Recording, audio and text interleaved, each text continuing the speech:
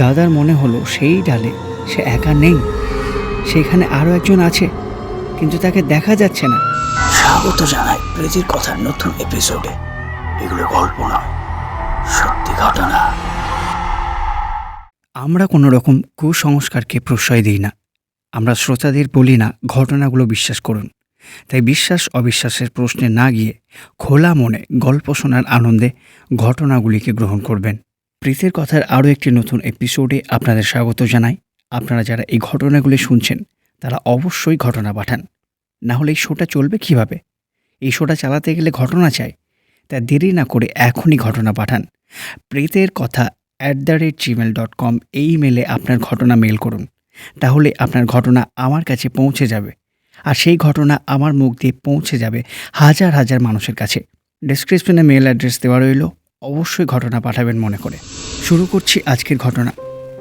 ঘটনাটা আমার সাথে যে শেয়ার করেছে তাকে আমি দাদা বলে ডাকি, কারণ আমি যেখানে কম্পিউটারের একটা কোর্স করতাম সেখানে এই দাদা কম্পিউটার শেখায়। সেই দাদা এই ঘটনাটি শেয়ার করেছে।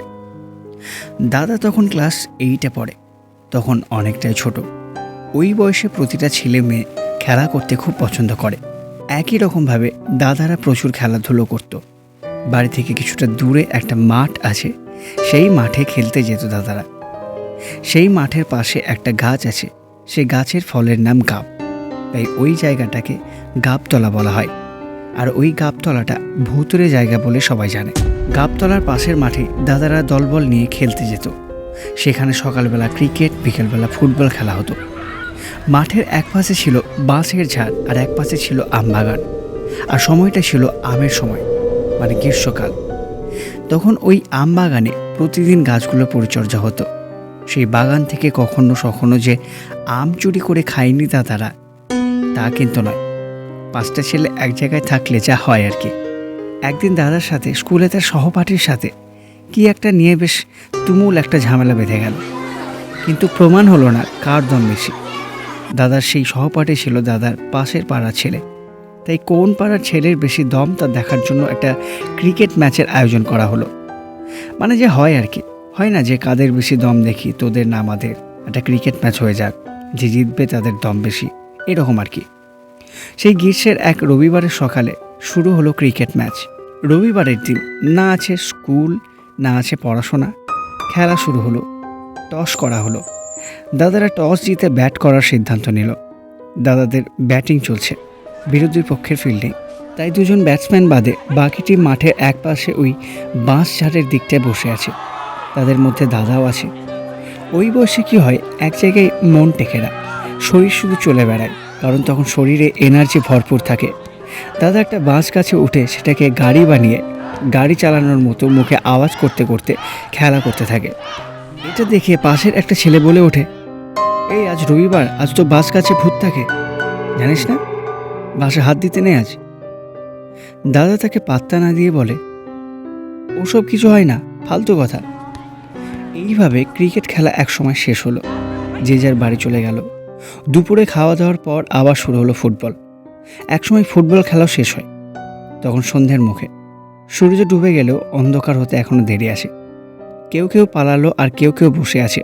দাদারা বলে, এখন বাড়ি গিয়ে কি করব, তার থেকে চল আমরা বাগানে গাছে একটু খেলা করি। দাদা খুব ভালো গাছে চড়তে পারত, এখনও পারে।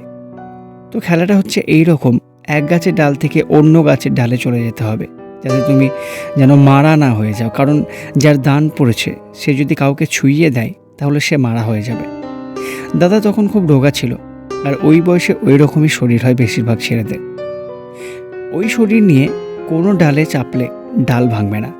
কিন্তু সেদিন যখন দাদা গাছের একটা ডালে বসে আছে, তখন ঘটল অন্য একটা ব্যাপার। দাদা যে ডালে চেপেছে সেই ডালটা স্বাভাবিকভাবেই একটু নুইয়ে গেল। এর থেকে বেশি নুইবার কথা নয়, কিন্তু কিছুক্ষণ পরে হঠাৎ করে যেন মনে হলো ডালটা অস্বাভাবিকভাবে একটু বেশি নুয়ে গেল। হাওয়া তখন দিচ্ছে না। গাছের ডাল যে পোকা লাগা তাও না, কারণ তখন আমের সময়, গাছের পরিচর্যা হচ্ছে প্রতিদিন।